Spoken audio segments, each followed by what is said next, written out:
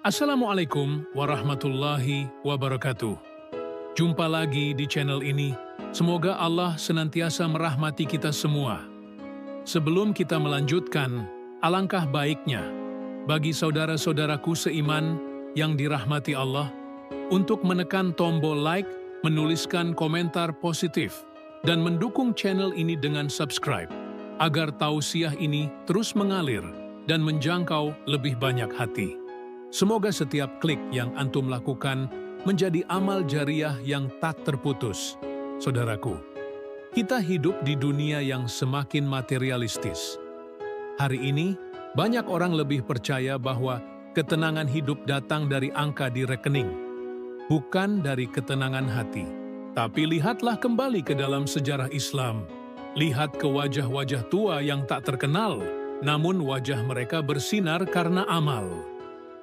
Satu kisah nyata yang tak akan pernah kulupa. Kisah dari seorang laki-laki sederhana, seorang pemulung bernama Pak Rohim. Pak Rohim tinggal di pinggiran kota, bersama istrinya yang sudah lama lumpuh. Ia bekerja dari subuh hingga malam, menyusuri jalan, memungut botol, kaleng, dan kardus bekas. Penghasilannya tak sampai 50.000 per hari. Tapi yang membuat orang-orang heran, dia tidak pernah absen mengisi kotak infak masjid kecil di kampungnya. "Pak, kenapa Bapak masih nyumbang, padahal Bapak sendiri susah?" tanya seseorang kepadanya. Pak Rohim hanya tersenyum, jawabannya singkat namun menampar. "Kalau saya nunggu kaya buat bersedekah, mungkin saya nggak akan pernah sedekah seumur hidup. Tapi kalau saya mulai dari sekarang, mungkin Allah kasihan sama saya." Kisah ini menyebar. Tak disangka, suatu hari ada seorang pemuda dermawan yang mendengar cerita tentangnya.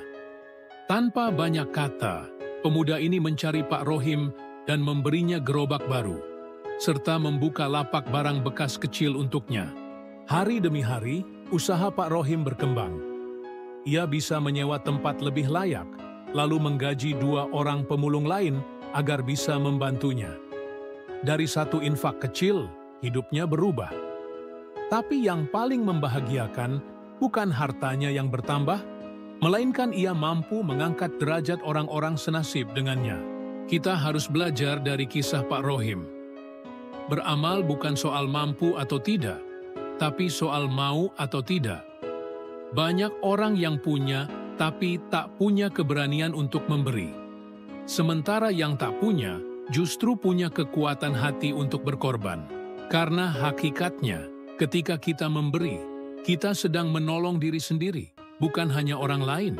Saudaraku, jangan tertipu. Kadang Allah memberi kita rezeki bukan untuk kita simpan, tapi untuk kita alirkan. Dan ketika kita menahan aliran itu, Allah pun menahan rezeki kita berikutnya.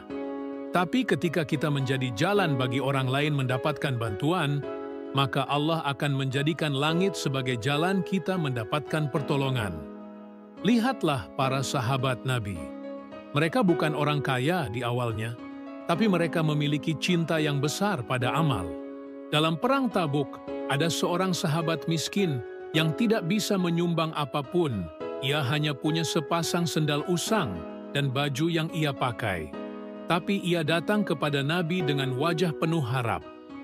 "Ya Rasulullah, izinkan aku ikut berjihad, walau hanya membawa hatiku." Karena ketulusannya, Allah turunkan ayat tentangnya, dan hingga kini kisahnya masih dibacakan, masih dikenang.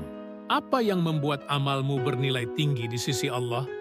Bukan seberapa besar nilainya, tapi seberapa besar pengorbanannya, seberapa ikhlas niatnya, seberapa yakin hatimu bahwa Allah akan membalasnya.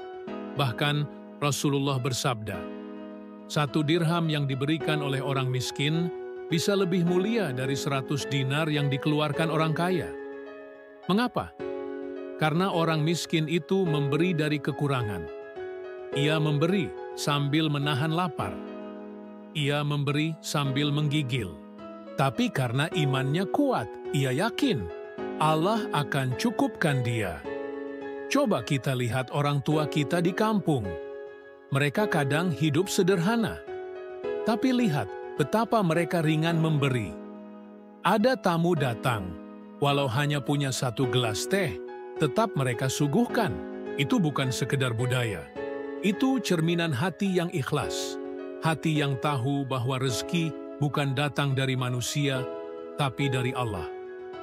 Renungkanlah ini, wahai saudaraku. Saat engkau berbagi makanan kepada orang kelaparan, bukan hanya perut mereka yang kenyang, tapi hatimu juga diluaskan. Saat engkau membantu orang menyelesaikan hutang, bukan hanya dia yang lega, tapi Allah juga melepaskan beban dari pundakmu di akhirat nanti. Saat engkau menyumbang uang kecil dari hasil keringatmu yang halal, Allah menyiapkan pahala yang besarnya melebihi gunung Uhud. Sekarang, tanyakan ke dalam hatimu, apa yang menghalangiku untuk beramal? Apakah rasa takut kekurangan? Apakah gengsi? Apakah karena merasa amal kita kecil dan tidak berarti? Ketahuilah, bukan besar atau kecilnya amal yang dinilai Allah, tetapi bagaimana engkau melakukannya. Dalam keadaan sulit, dalam keterbatasan, namun tetap memilih memberi. Ada satu cerita lagi yang membuat hati ini gemetar setiap kali mengingatnya. Di suatu desa, ada seorang anak kecil, sebut saja namanya Rizki. Ia yatim piatu. Setiap hari dia keliling membawa kantong plastik, mencari sisa makanan.